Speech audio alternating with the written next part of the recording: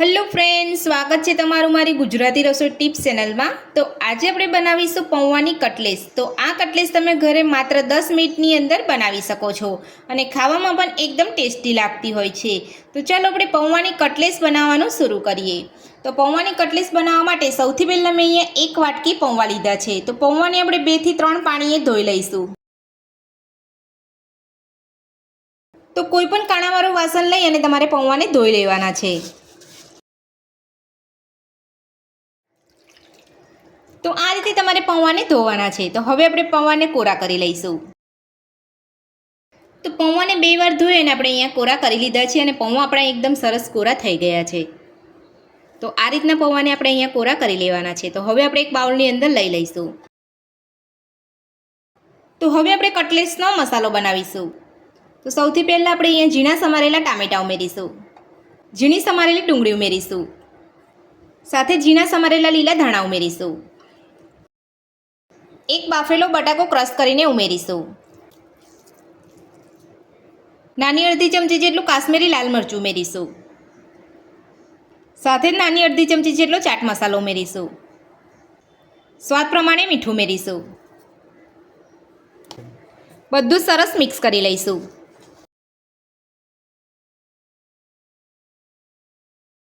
તો આ રીતે તમે મસાલો કરી અને ઘરે તમે ઇન્સ્ટન્ટ કટલેસ બનાવી શકો છો। તો આ રીતે બધું સરસ મિક્સ કરી લેવાનું છે। તો બધું જ આપણે અહીંયા મિક્સ કરી લીધું છે અને કટલેસનો મસાલો બનીને તૈયાર છે।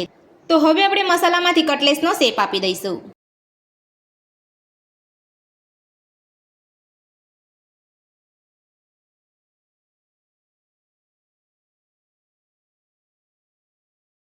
તો તમારે હાથ વડે આ રીતનો કટલેસનો શેપ આપી દેવાનો છે। તો બધા મસાલાની અંદરથી આપણે આ રીતની કટલેસ બનાવી લઈશું। તો કટલેસના મસાલાની અંદરથી આપણે બધી જ કટલેસ બનાવી લીધી છે। તો હવે આપણે કટલેસને ફ્રાય કરી લઈશું। તો કટલેસને ફ્રાય કરતાં પહેલાં આપણે કટલેસ ઉપર ચોખાનો લોટ લગાવી લઈશું। તો મેં અહીંયા ડીશની અંદર ચોખાનો લોટ લીધો છે। જો તમારી પાસે ચોખાનો લોટ ના હોય તો તમે મેંદાનો લોટ પણ લઈ શકો છો। તો હવે આપણે કટલેસ ઉપર ચોખાનો લોટ લગાવી લઈશું। તો ચોખાનો લોટ લગાવી અને આપણે તેલની અંદર સેલો ફ્રાય કરી લઈશું। તો સેલો ફ્રાય કરવા માટે આપણે અહીંયા તેલ પેનની અંદર ગરમ કરવા મૂકી દીધું છે અને તેલ પણ આપણું અહીંયા ગરમ થઈ ગયું છે। તો આ જ રીતે આપણે બધી જ કટલેસ ઉપર ચોખાનો લોટ લગાવી અને સેલો ફ્રાય કરી લઈશું।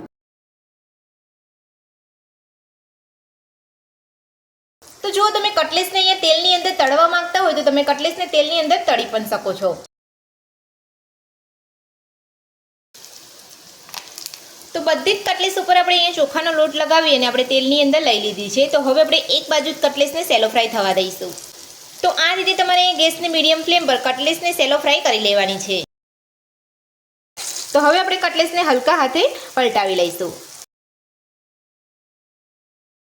અને બધી બાજુ આપણે પલટાવતા જઈ અને કટલેસને ફ્રાય કરી લઈશું। તો જ્યારે પણ તમારા ઘરે કોઈ મહેમાન આવ્યું હોય ત્યારે તમે આ નાસ્તો બનાવી શકો છો। તો બધી કટલેસને આપણે અહીંયા પલટાવી લીધી છે। તો આ રીતે બધી બાજુ પલટાવતા જઈ અને આપણે સેલો ફ્રાય કરી લઈશું। તો બંને બાજુ પલટાવતા જઈ અને આપણે અહીંયા કટલેસને ફ્રાય કરી લીધી છે। તો હવે આપણે બધી જ કટલેસને કાઢી લઈશું અને આ જ રીતે બીજી કટલેસને પણ ફ્રાય કરી લઈશું। તો પૌવાની કટલેસ બનીને તૈયાર છે અને આપણે પ્લેટની અંદર સોસ સાથે સર્વ પણ કરી લીધી છે અને તમે જોઈ શકો છો ઉપરથી એકદમ ક્રિસ્પી અને અંદરથી એકદમ સોફ્ટ બની છે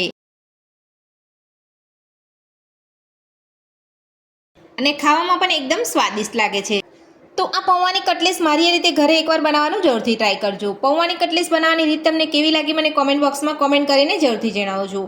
આજની રેસીપી પસંદ આવી હોય તો વિડીયોને લાઇક કરજો, ચેનલને સબસ્ક્રાઇબ કરજો, તમારા મિત્રોને જરૂરથી શેર કરજો। Thank you.